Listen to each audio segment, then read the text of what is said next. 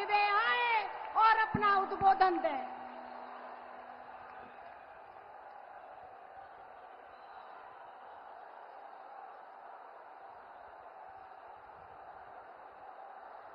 भारत माता की, भारत माता की, भारत माता की। देश की राजधानी दिल्ली के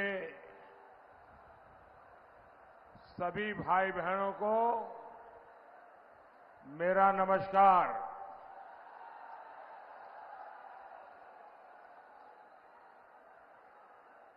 आप सबने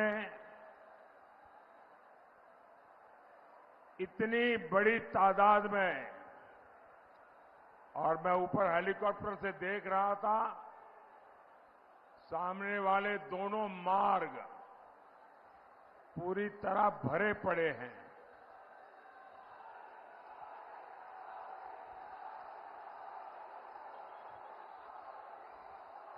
ये उमंग,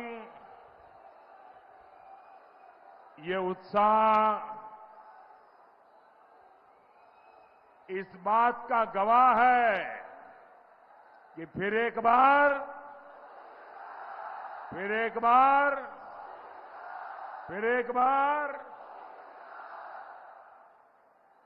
साथियों,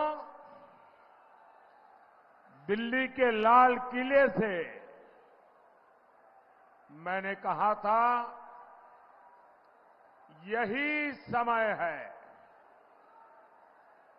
सही समय है। आज 21वीं सदी के भारत के सामने सबसे अनमोल समय आया है। ये वो समय है, ये जो बोर्ड वगैरह नीचे रखिए ताकि पीछे लोग परेशान हो रहे हैं। आप नीचे रखिए, मैंने देख लिया, आप नीचे रखिए, नीचे रखिए। आप यहां भी आगे आने की कोशिश मत कीजिए भाई, प्लीज। आप जहां हैं वहां रहिए, अब जगह नहीं है आगे आने की। कृपा करके आप जहां हैं वहीं रहिए। आपका ये प्यार, आपका आशीर्वाद, आपका उमंग, आपका उत्साह, ये सब कुछ मेरे सर आंखों पर।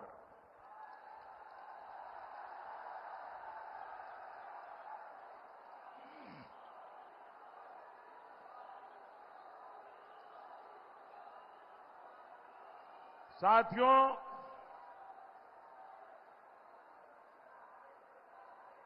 सही समय है, यही समय है। ये वो समय है जब भारत तेज विकास के लिए एक लंबी छलांग लगा रहा। 24 का ये चुनाव भारत को टॉप तीन इकोनॉमी में लाने के लिए है। 24 का ये चुनाव भारत की अर्थव्यवस्था को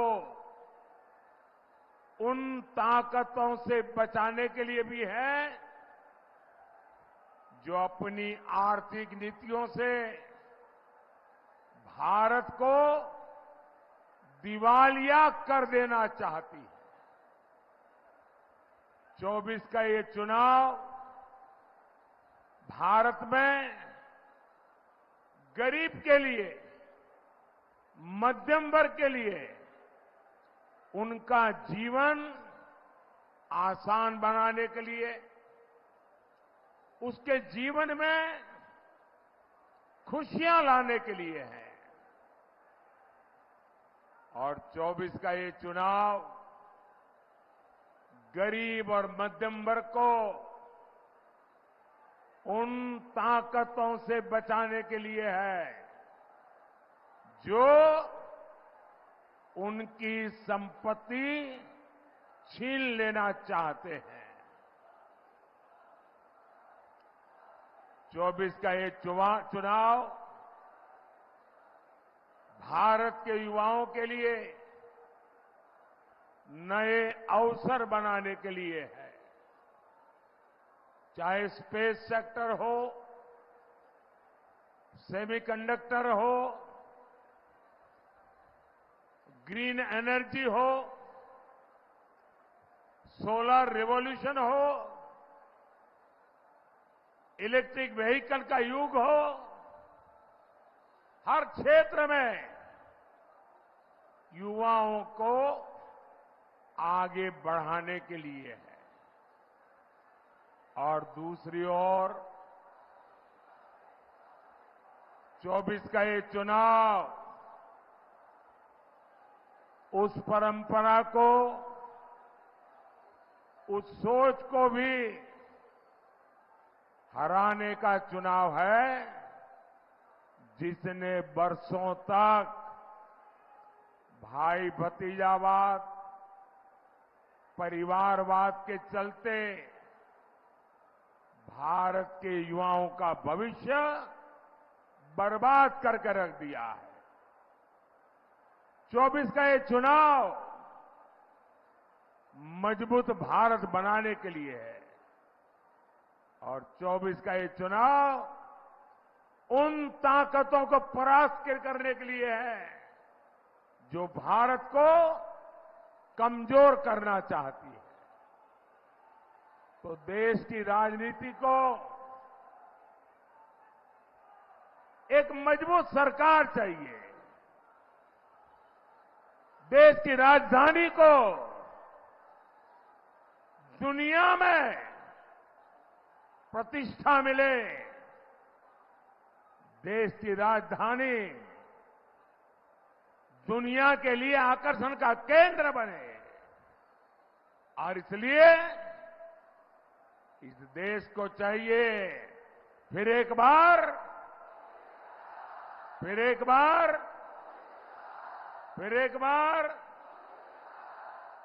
साथियों, मैं इसे ईश्वर का आशीर्वाद मानता हूं कि परमात्मा ने मुझे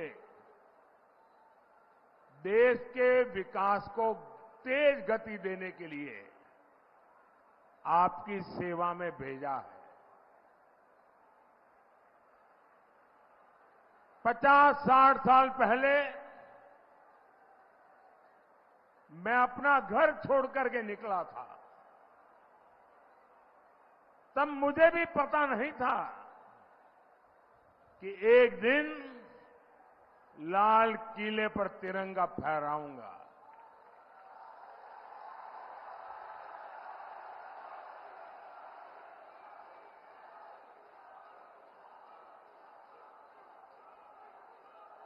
पचास 60 साल पहले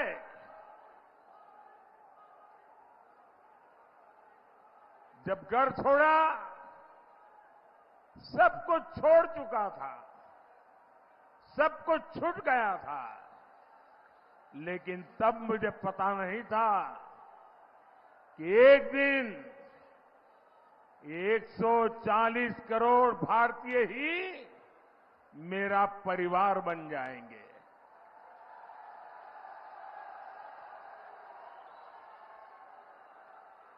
साथियों,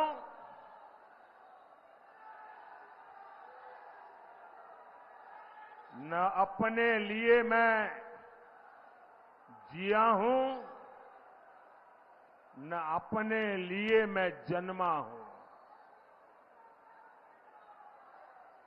मैं आपके लिए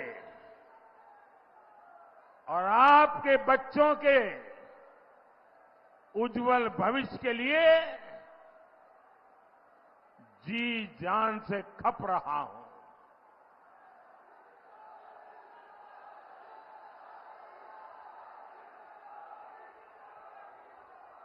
समाज जीवन का स्वाभाविक क्रम है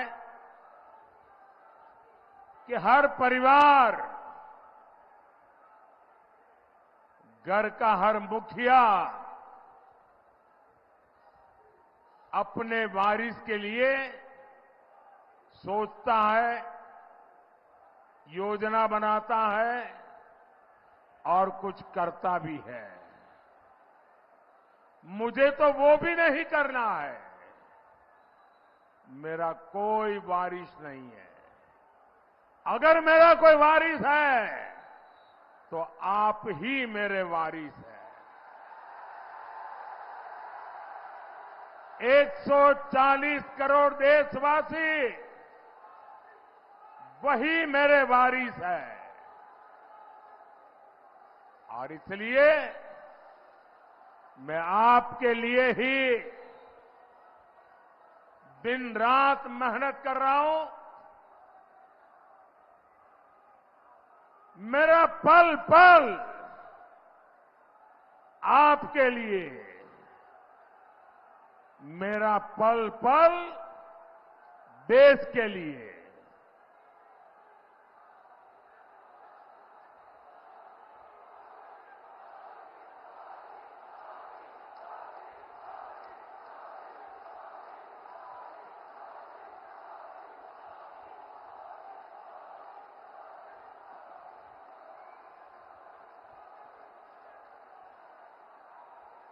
आपके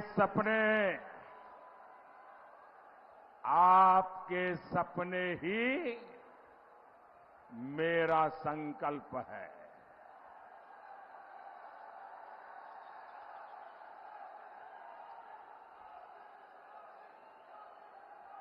आपके सपने सफल हो, इसीलिए ये जिंदगी आपके लिए कुर्बान है।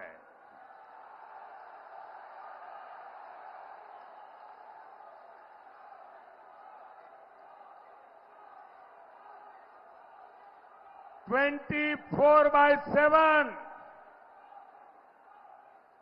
24/7 फॉर 2047।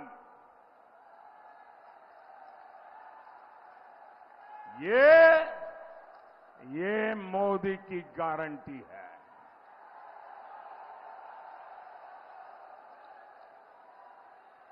और साथियों,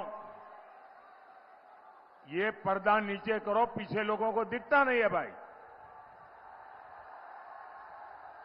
नीचे करिए आप।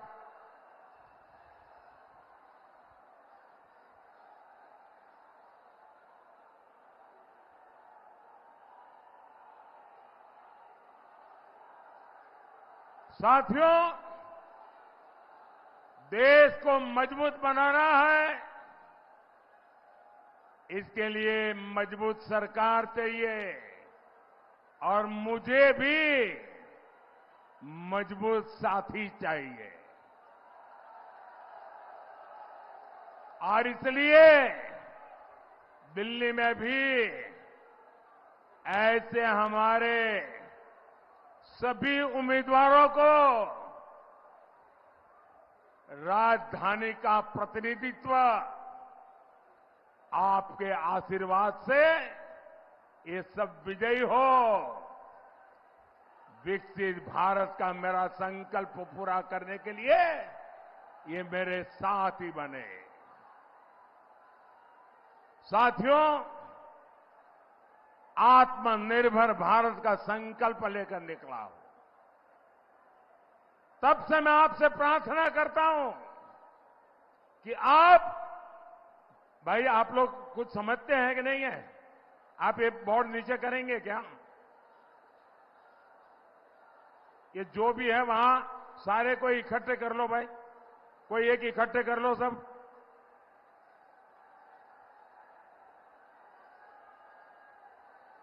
भाई आपका प्यार मेरे सर आंखों पर, लेकिन प्यार इतना मत करो कि पीछे वालों को दिखाई ना दे।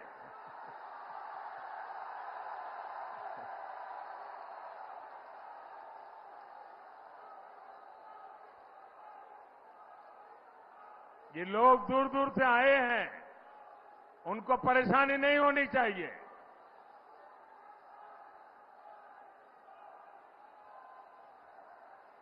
साथियों, आप चाहते हैं देश में फिर एक बार मजबूत सरकार बने? आप चाहते हैं दिल्ली के सभी सांसद हमारे जीत करके आए? तो इसके लिए आपको हर बूथ में कमल खिलाना होगा। हर बूथ में कमल खिले तभी तो देश मजबूत होगा।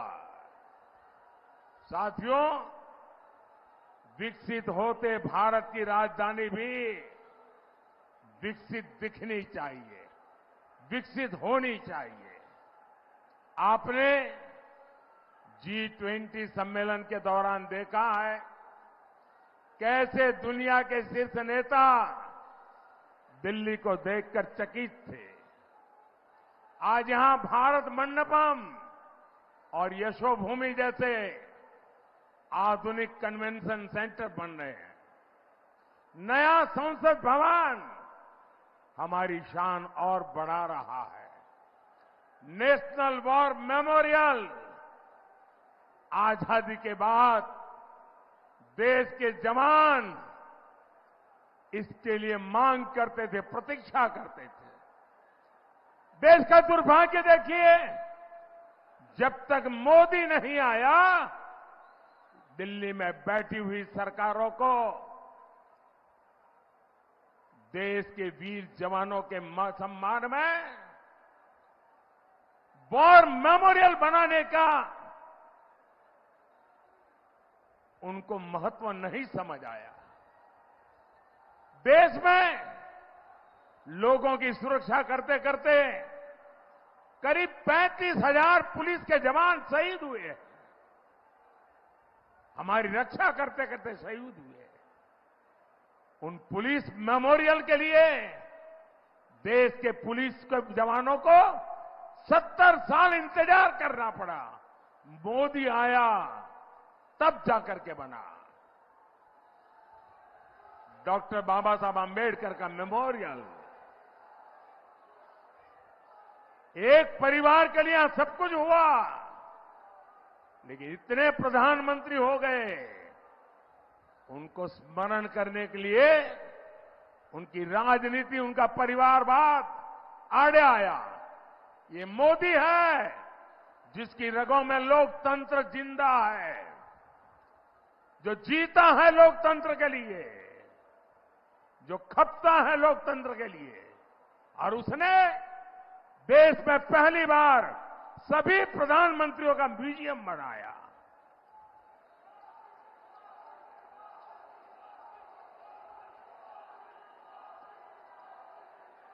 ऐसे अनेक स्मारक बन रहे हैं जो आधुनिक दिल्ली के दर्शन कराते हैं। हर शाम जब कर्तव्य पथ पर हजारों परिवार खुशियां के पल बिताते हैं, तब लगता है कि मेरी मेहनत सफल हो रही है। साथियों, मोदी का 10 वर्ष का सेवा काल दिल्ली के इंफ्रास्ट्रक्चर के लिए एक ट्रांसफॉर्मेशन का कालखंड रहा है। मेरा फोकस रहा है ईज ऑफ लिविंग पर, ईज ऑफ ट्रैवल पर। 10 साल पहले दिल्ली में नेशनल हाईवे की लंबाई 80 किलोमीटर थी, 80 किलोमीटर थी। अब ये 160 किलोमीटर से ज्यादा हो गई है, 160 किलोमीटर से ज्यादा हो गई है। इन 10 सालों में 4 लेन के हाईवे, इसकी लंबाई 2 गुनी हो गई है। हजारों बड़े वाहनों को अब दिल्ली में आने की जरूरत नहीं पड़ती। दिल्ली एनसीआर से होकर शानदार एक्सप्रेस वे चारों तरफ बन रहे हैं। 2014 में दिल्ली मेट्रो का जितना बड़ा नेटवर्क था, आज उससे 2 गुना बड़ा मेट्रो नेटवर्क दिल्ली के पास है। आज दिल्ली मेट्रो में हर रोज 65 लाख लोग सफर करते हैं। ये यात्रीगण अब ध्यान दे रहे हैं कि अब मेट्रो का गेट सिर्फ विकास की तरफ खुलता है। और अब तो नमो भारत ट्रेन भी दिल्ली एनसीआर की नई पहचान बन चुकी है। मैं दिल्ली के लोगों को एक और बात कहूंगा। आज दिल्ली में जितनी भी इलेक्ट्रिक बसें चल रही हैं, पर्यावरण से मुक्ति के जो समस्याएं हैं पर्यावरण की, उससे मुक्ति के लिए भारत सरकार ने एक अहम कदम उठाया। देश के बड़े बड़े शहरों को भारत सरकार इलेक्ट्रिक बसेस दे रही है। आपने देखा होगा दिल्ली को भी भारत सरकार ने ऐसी सैकड़ों बसें दी हैं ताकि दिल्ली के लोगों की सुविधा भी बढ़े और पर्यावरण की भी रक्षा हो। साथियों, हम सब जानते हैं दुनिया में कोई भी जगह हो, इंफ्रास्ट्रक्चर का विकास इन्वेस्टमेंट लेकर आता है। आज छोटे से छोटे दुकानदारों से लेकर बड़े बड़े बिजनेस तक सभी फायदे में है, क्योंकि भारत सरकार दिल्ली का चौतरफा विकास कर रही है। साथियों, मोदी दिल्ली के हर गरीब, हर मिडिल क्लास परिवार का जीवन आसान बनाने के लिए प्रतिबद्ध है। पूरी दिल्ली में पाइप से सस्ती गैस पहुंचाने का काम तेजी से चल रहा है। इससे हमारी बहनों को बहुत सुविधा हो रही है। मुफ्त अनाज की योजना भी लाखों लोगों के बहुत काम आ रही है। सबके घर का सपना पूरा करना भी मोदी की गारंटी है। आप देखिए, एक तरफ अनऑथराइज्ड कॉलोनीज को रेगुलर करने का काम चल रहा है, वहीं दूसरी तरफ झुग्गियों की जगह पक्के घर बनाने का अभियान भी जारी है। मिडिल क्लास के जो साथी अपना घर बनाना चाहते हैं, उनको भी भाजपा सरकार बड़ी आर्थिक मदद देने जा रही है। साथियों, गरीब और मध्यम वर्ग की बचत को बढ़ाने के लिए मोदी ने एक और योजना शुरू की है। ये योजना है पीएम सूर्यघर मुफ्त बिजली योजना। ये योजना दिल्ली के लोगों के लिए ट्रिपल बेनिफिट वाली है, 3 फायदा कराएगी। इस योजना में आपका 300 यूनिट तक का बिजली बिल 0 हो जाएगा।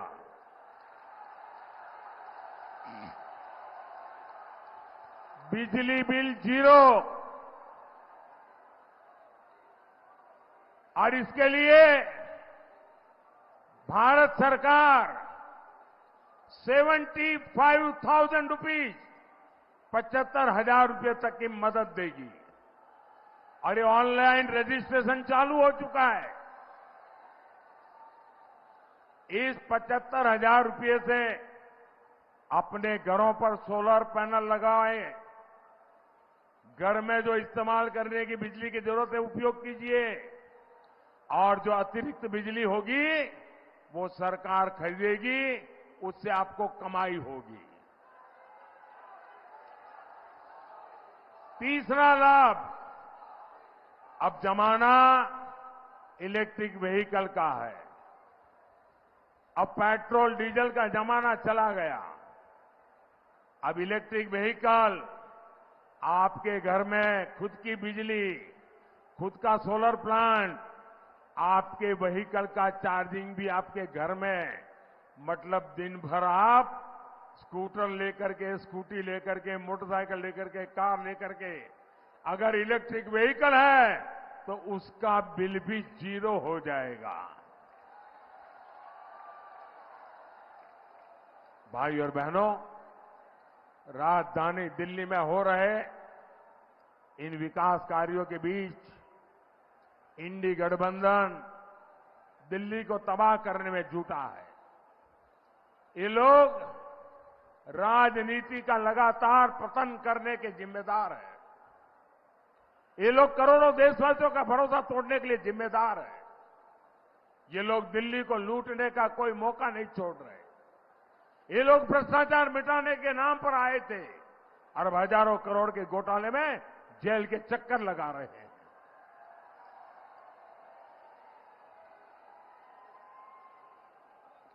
और ये कांग्रेस, ये तो पूरी तरह एक्सपोज हो गई है। पहले कांग्रेस वाले पत्रकार वार्ता करते करते करते क्रेडिट लेने के लिए तूफान मचाए रखा था। वो कहते थे शराब घोटाले के पर्दाफाश का क्रेडिट कांग्रेस को जाता है। फिर शाही परिवार के कहने पर भ्रष्टाचारी को ही गले लगा लिया। कांग्रेस के स्थानीय नेताओं को भी समझ नहीं आ रहा है कि करे तो क्या करे। दिल्ली, हरियाणा, यहां दोस्ती और पंजाब में कुश्ती, ये ढोंग कब तक चलेगा? दुनिया देख रही है कि कैसे एक भ्रष्टाचारी दूसरे भ्रष्टाचारी को कवर दे रहा। साथियों, एक जमाना था जब कांग्रेस पूरे देश पर राज करती थी। उनकी उंगलियों के इशारों से सरकारें बनती थी और गिरती थी। कांग्रेस की 4 पीढ़ियों ने दिल्ली पर राज किया, लेकिन आज ये दिल्ली में 4 सीट तक लड़ने की उनकी ताकत नहीं रही है।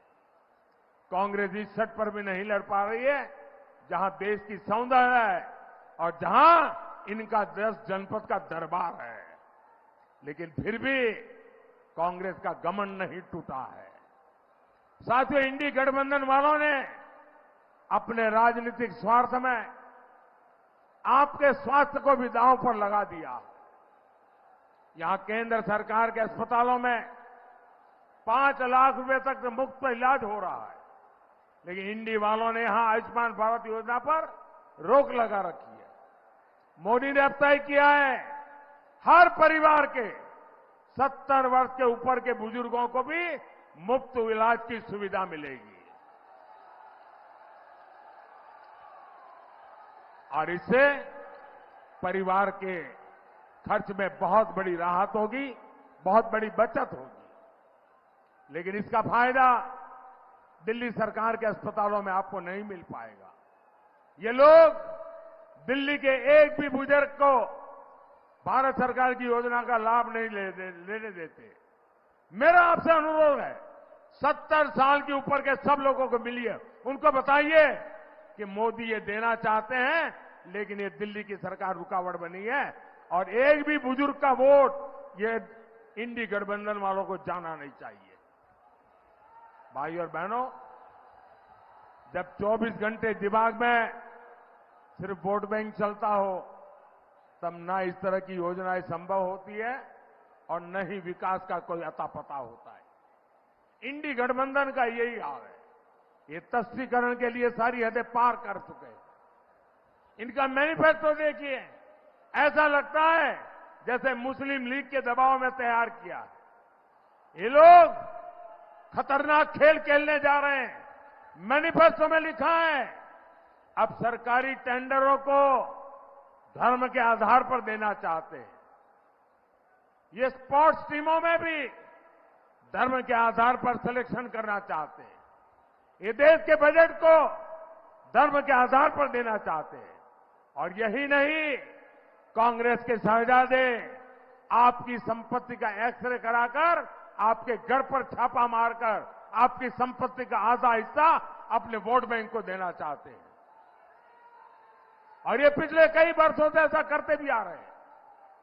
आप जानकर चौंक जाएंगे, 2014 में चुनाव की घोषणा होने के समय वोट पाने के लिए डॉक्टर मनमोहन सिंह जी की जो रिमोट वाली सरकार चलती थी, मैडम सोनिया जी सरकार को पीछे से चलाती थी, उन्होंने वोट बैंक के लिए वोट जिहाद करने वालों से सौदा किया और सौदा किया वो कांग्रेस को वोट देंगे, बदले में कांग्रेस क्या देगी? दिल्ली के लोगों की संपत्ति, हिंदुस्तान के लोगों की संपत्ति, भारत की महान विरासत, 123 प्रॉपर्टी, 123 प्रॉपर्टी रातों रात वोट पाने के बदले में वक्फ बोर्ड को सौंप दी गई थी। ये आपकी प्रॉपर्टी है दिल्ली वालों। 123 प्रॉपर्टी, एक दो नहीं, एक ही निर्णय में। और मकसद यही था कि इनका वोट बैंक खुश हो और चुनाव में उनको फायदा हो।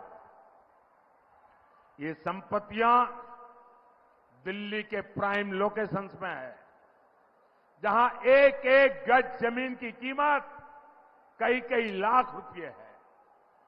क्या इस लूट को दिल्ली के लोग बर्दाश्त करेंगे क्या?